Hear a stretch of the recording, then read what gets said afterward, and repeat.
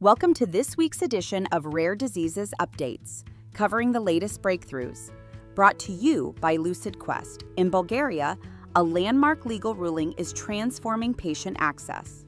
The Supreme Administrative Court overturned age-based restrictions on drug reimbursement, setting a key precedent for patients with rare diseases and cancer. This decision challenges Bulgaria's restrictive positive list and expands access to life-saving therapies. In the U.S., President Trump's proposed $18 billion cut to the NIH budget is raising alarm. Researchers warn of halted trials and lost momentum in rare disease research.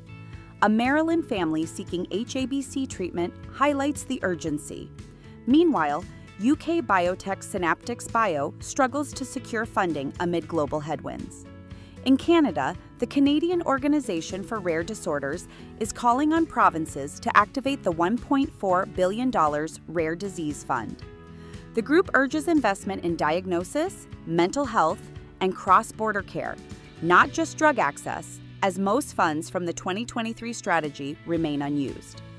Pharma has taken over global development of Spevigo for generalized pustular psoriasis, a rare, life-threatening interleukin-36-mediated skin disease.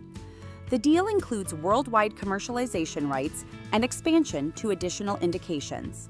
Ultragenyx's gene therapy UX111 for Sanfilippo syndrome A was rejected by the FDA due to facility issues, not clinical data. Despite the setback, resubmission plans are likely, and analysts remain optimistic. A groundbreaking case from NYU Langone reports reversal of paralysis in an 8-year-old using experimental 4-HB CoQ10 therapy for mitochondrial disease. The patient regained mobility after 2 months, marking a potential turning point in mitochondrial treatment development.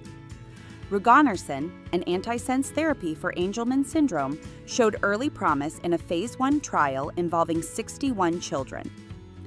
Improvements in EEG and behavior were noted.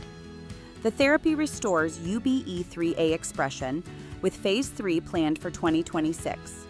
The FDA has granted orphan drug status to Adcentrix's ADRX-0405 for gastric cancer.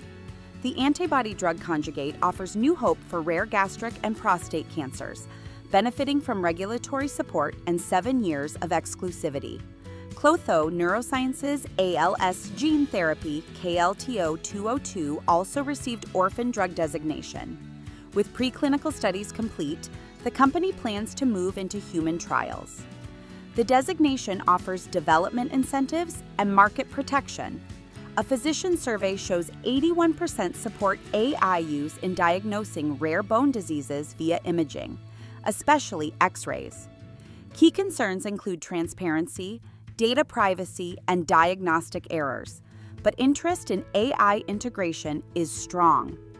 AstraZeneca's Anselamimab failed to meet endpoints in a late-stage trial for AL amyloidosis, missing reductions in death and hospitalization. Despite the outcome, the company is exploring subgroup analysis for future potential. The FDA has granted orphan drug designation to SH110, an oral glioma treatment designed for patients with swallowing difficulties. The therapy supports compliance and expands Pharma's user-friendly oncology pipeline. Lastly, Acela Health is highlighting its patient-first model in rare disease therapy distribution. A podcast series outlines flexible strategies that boost access, personalize care, and support long-term therapeutic success. Stay ahead in rare diseases research. Like, share, and subscribe for weekly updates. Visit lqventures.com or email us at info@lqventures.com